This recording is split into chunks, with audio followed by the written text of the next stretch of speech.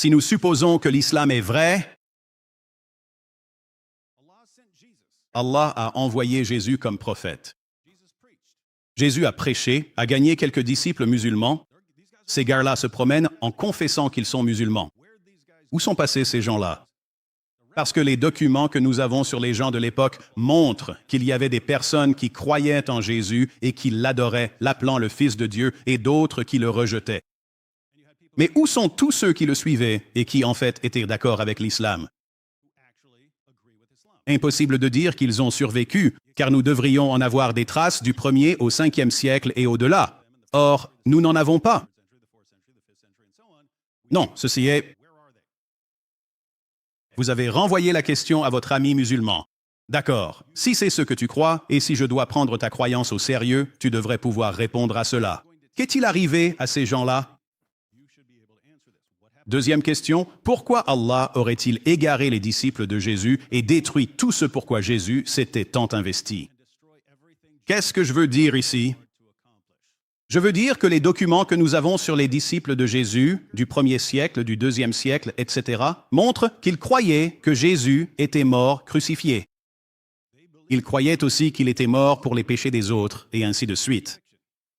Mais réfléchissez. Mais alors, d'où les chrétiens tiennent-ils cette idée? Encore une fois, je me demande, d'où les chrétiens tirent-ils précisément cette conviction que Jésus est mort crucifié sur la croix? Allez-y, répondez. D'où la tenons-nous? D'Allah, n'est-ce pas? Donc, si vous dites que quelqu'un a corrompu l'Évangile, la mort de Jésus par crucifixion est fondamentale pour l'Évangile. C'est une partie essentielle de l'Évangile. On la retrouve dans les 4 évangiles.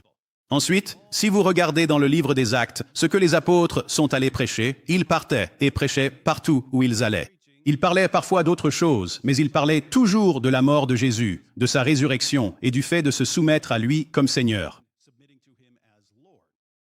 Donc le christianisme ne décolle jamais comme une religion sans cette croyance en la mort de Jésus. Ainsi, les musulmans doivent dire, parce que cela contredit le Coran, que cela a été corrompu. D'accord. Qui l'a corrompu? L'apôtre Paul? Non. Le concile de Nicée? Non. On pourrait dire que d'autres parties ont été corrompues par quelqu'un d'autre, mais au minimum, au strict minimum, cette partie de l'Évangile a été corrompue par Allah lui-même. Donc la question est, pourquoi Allah ferait-il cela? Vous regardez ce que dit le Coran, Allah bénit Jésus pour qu'il soit la personne la plus miraculeuse de l'histoire.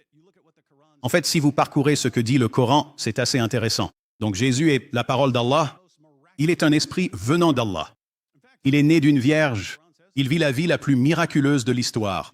Il est le Messie. Oui, il est plutôt important. En fait, il est le plus unique. Il est la figure la plus unique de tout le Coran. Donc Allah fait tout cela, donne à Jésus tous ces miracles. Et puis, il dit, « Hé, ne t'inquiète pas, je vais protéger tes disciples. » Et ensuite, qu'est-ce qu'il fait? Il les égare tous. C'est une question simple. Pourquoi? Pourquoi Allah a-t-il trompé ces gens-là? Je veux dire,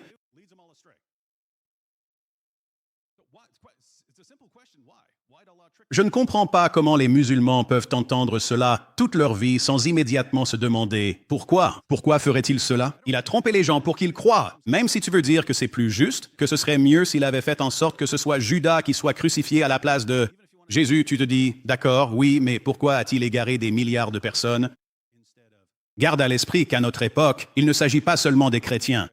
C'est tout le monde qui croit que Jésus est mort crucifié, sauf les musulmans. Alors pourquoi Allah a-t-il égaré le monde entier sur cette question? On dirait qu'il devrait y avoir une sorte de raison. Donnez-nous une explication, même si vous devez en inventer une, mais faites en sorte que ça ait enfin du sens.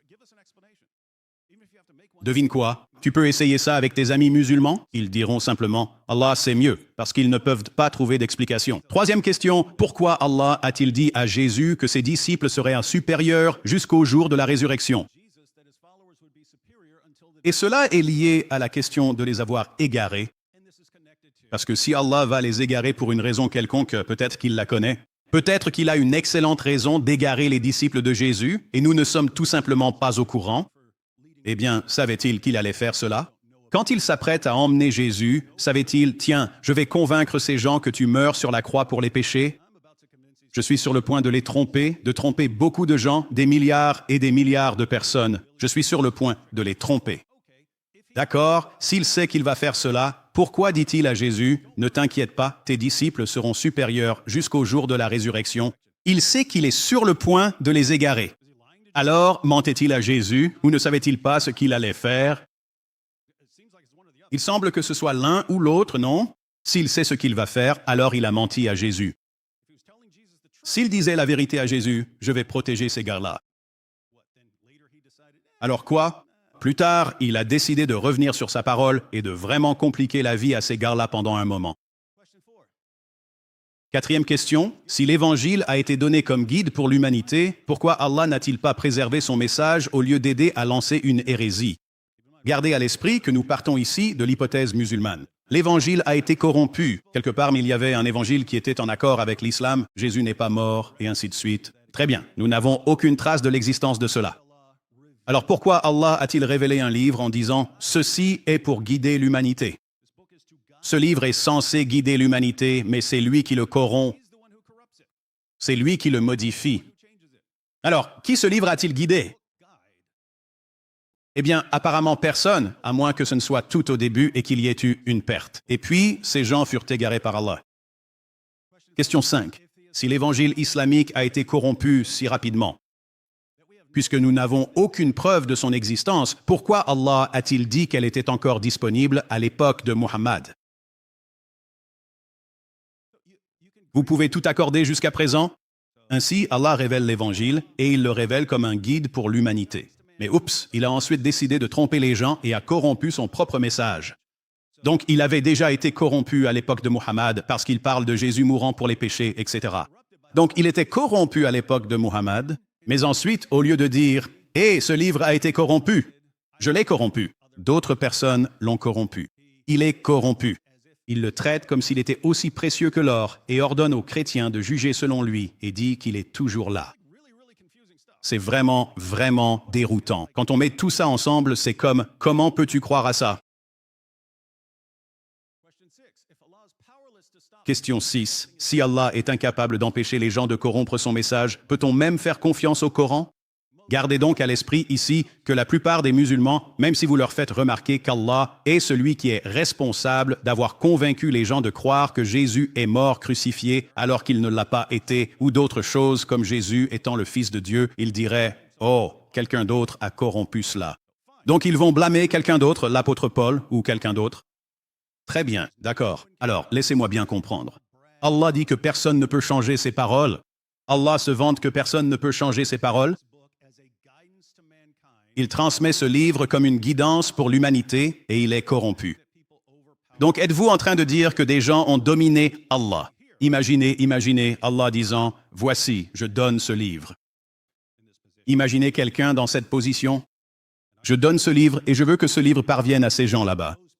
Et quelqu'un arrive simplement, lui arrache des mains et dit « Ah, tu n'iras nulle part avec ça ». Est-ce que tu penserais vraiment que c'est quelqu'un qui est vraiment tout-puissant? Et s'il n'arrive pas à accomplir ce qu'il voulait accomplir avec son livre, pourquoi ferais-tu confiance à son nouveau livre? C'est un type qui ne peut pas protéger son message.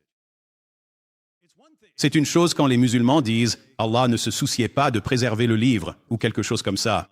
Il ne se souciait pas de ses livres antérieurs parce qu'il savait qu'ils finiraient par tomber dans l'oubli. Pourquoi a-t-il dit qu'il servait de guide à l'humanité alors? Il dit qu'il guide quelques personnes avant d'être corrompu. Il ne dit pas ça. Il donne une guidance pour l'humanité. Et puis apparemment, des gens l'ont arrêté d'une manière ou d'une autre. Question 7. Une fois que l'hérésie chrétienne a commencé, pourquoi Allah a-t-il aidé les chrétiens à prendre le pouvoir? Donc d'une certaine manière, même si Allah est à l'origine de la corruption, nous savons que ce sont les disciples non musulmans de Jésus qui finissent par devenir dominants. Les chrétiens qui sont devenus dominants étaient ceux qui croyaient à la mort, à la résurrection et à la divinité de Jésus. Allah dit qu'il les a aidés à devenir les plus puissants. A-t-il aidé les mauvaises personnes? Genre, tiens, je vais aider ce groupe. Oups, c'étaient les croyants en la résurrection et la divinité de Jésus, pas des musulmans dévots. Ou bien est-il simplement en train de confirmer que c'étaient eux, les véritables disciples de Jésus?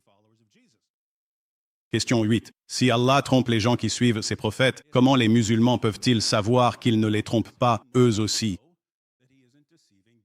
Donc ce que cela signifie, c'est que vous avez des disciples de Jésus du 1er siècle. Ce sont des gens qui essaient de suivre un prophète d'Allah. Ils font de leur mieux. Qu'est-ce qui leur arrive?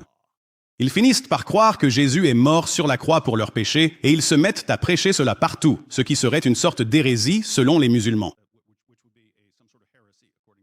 Et vous dites, d'accord, voici une question. Pourquoi? Nous avons déjà posé cette question plus tôt. Pourquoi Allah a-t-il trompé ces gens? Quel est votre ami musulman va répondre, il n'en a aucune idée. Je n'ai jamais entendu un musulman donner une réponse qui ressemble de près ou de loin à une réponse sensée à cette question. C'est toujours Allah sait.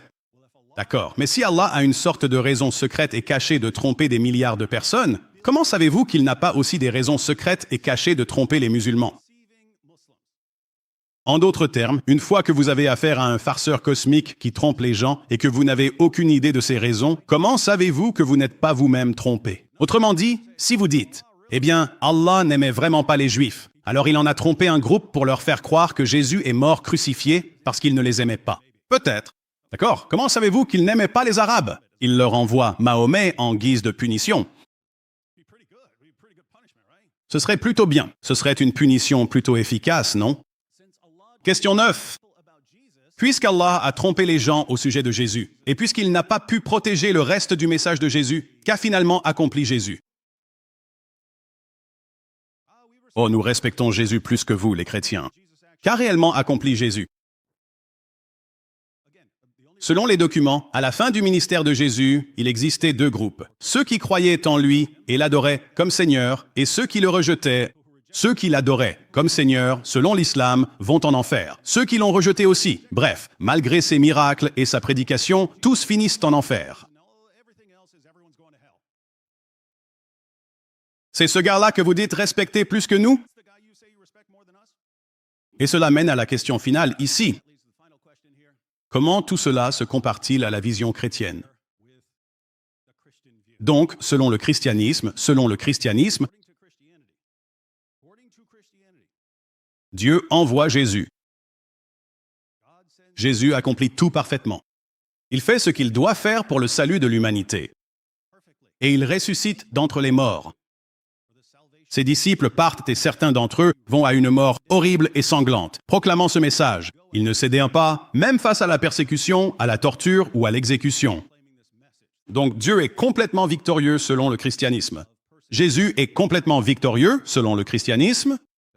Les disciples de Jésus ont fait exactement ce qu'ils étaient censés faire, ce qui signifie que Jésus savait comment les choisir. Comparez cela au message islamique où vous avez affaire à ce farceur cosmique qui ne sait pas ce qu'il veut faire. Tu peux dire « Hé, je vais prendre ce gars, l'aider à vivre la vie la plus miraculeuse de l'histoire, lui donner des miracles que personne d'autre n'a, et ensuite je vais lui promettre que je vais protéger ses disciples. » Et puis en fait, je vais tromper leurs disciples. Donc je le trompais lui aussi, et je trompe ses disciples. Et puis, d'une manière ou d'une autre, leur message est corrompu. Je ne peux pas protéger mon livre. C'est comme si, monsieur, c'est ce que vous me dites à propos de Dieu. Et c'est ce que vous me dites à propos de Jésus. Et vous me dites, ces disciples ont été complètement écrasés par la tromperie combinée d'Allah et de ceux qui les ont égarés sur d'autres sujets. Donc, ce que je veux dire ici, c'est que les musulmans regardent tout cela et ils disent « Ah, vous croyez que Jésus est mort. Oh, pourquoi ne croiriez-vous pas que Dieu pourrait le protéger et ce genre de choses? La vision islamique n'est-elle pas meilleure? » Ça semble très bien à un certain niveau superficiel. Ça paraîtrait bien aux gens en surface. Mais ce que vous devez faire, c'est creuser un peu plus, regarder au-delà de la surface. Et je dois dire que cela ressemble plus que tout à ce à quoi je peux penser. Cela, oui, la perspective islamique ressemble à une tentative absolument démoniaque de saper l'Évangile. Et si vous réfléchissez à la façon dont cela fonctionne, ça a parfaitement du sens. On nous dit ce qu'était l'Évangile selon les disciples de Jésus. Nous savons ce qu'était l'Évangile selon les disciples de Jésus. Nous avons les archives. Il y a une chaîne ininterrompue. Parce que vous avez la première génération de chrétiens, devinez quoi? Ils ont été suivis par la génération suivante de chrétiens, qui citait la première génération. Nous avons une chaîne ininterrompue de témoignages remontant au 1er siècle. Nous savons parfaitement bien ce qu'ils enseignaient à l'époque.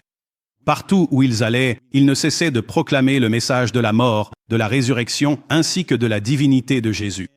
Et pourtant, vous osez prétendre qu'Allah a délibérément égaré tous ces gens-là. C'est très étrange, mais quoi que les musulmans veuillent en croire, réfléchissez à ceci. Vous allez, disons, dans le livre des Actes, vous regardez l'évangile qu'ils prêchaient. D'accord, c'est ça l'évangile. Ces gars-là ont passé quelques années avec Jésus. Jésus leur a enseigné beaucoup de choses, mais c'était le message principal à retenir. En prêchant, c'était l'essentiel, c'est ce qu'il faut retenir. Donc, ils sont allés prêcher l'évangile. Nous savons ce qu'était l'évangile, selon eux. On nous dit aussi dans le Nouveau Testament, par Jésus et d'autres, que de faux prophètes viendront. Que vont faire les faux prophètes? Ils vont détourner les gens de ce message. C'est ce que vont faire les faux prophètes. Ils vont détourner les gens de l'Évangile. Et 6 siècles plus tard, Mahomet arrive. Qu'est-ce qu'il dit? Hé, chrétiens, nous aimons aussi Jésus. Nous sommes d'accord avec vous sur plein de choses. Nous sommes d'accord avec vous. Vous croyez en Dieu? Nous aussi. Vous croyez que Dieu a envoyé des prophètes dans le monde? Nous aussi. Nous croyons aux mêmes prophètes que vous. Dieu. Quelques-uns en plus ici. Nous croyons aux mêmes prophètes que vous. Concernant Jésus, vous croyez qu'il est né d'une vierge? Nous aussi. Vous croyez qu'il est la parole de Dieu? Nous aussi. Vous croyez qu'il a accompli tous ces miracles, comme ressusciter les morts? Nous aussi. Vous croyez qu'il est le Messie? Nous aussi. Vous croyez qu'il va revenir? Nous aussi. Nous sommes d'accord sur tout, sauf sur ces 3 petites choses. Il n'est pas mort sur la croix pour les péchés. Il n'est pas ressuscité d'entre les morts. Il n'est pas Seigneur. Maintenant, si on pouvait juste dépasser ça, tout irait bien. Et la réponse chrétienne à l'époque et la réponse chrétienne aujourd'hui devrait toujours être « Mon Dieu, nous vous attendions parce qu'on nous avait dit que vous viendriez, et vous voilà. » Très bien. Eh bien, j'espère que vous allez bien comprendre cela, car ce serait très utile pour vos discussions avec vos amis musulmans. Mais je pense qu'il nous reste quelques minutes pour des questions.